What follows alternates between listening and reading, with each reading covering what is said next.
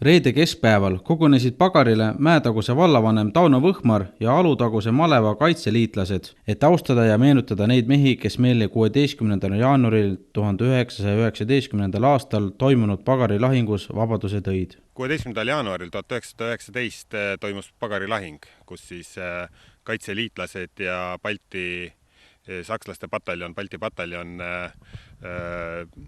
tõrjusid Pagari mõisast ja mõisa ümbrusest ära punakaartlased ja siis kirjutatakse, et sellise hooga, et otsaga läbi Jõhvi, nii et ka Jõhvi vabastamise aastapäev on 16.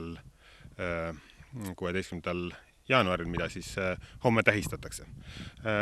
Ja tänane traditsiooniline pärgade panek ongi siis Mäetaguse vallas kombeks, et austada ja pidada meeles neid mehi, kes meile vabaduse tõid. Kuna miinuskraadid sellel päeval olid suhteliselt krõbedad, ei saanud mitte kõik oma tulirelvast õigeks ajaks mälestuslasku sooritatud, kuid vaatamata sellele oli ilus päiksepaisteline talveilm igati soodustamas meeleolu ning võib julgesti väita, et sel päeval ei unustatud kedagi. Kiviraidur Eduard Ladoga poolt raiutud mälestussamba avamine toimus 23. juunil 1939. aastal. 25. oktoobril 1940. aastal peitis külarahvas samba ära.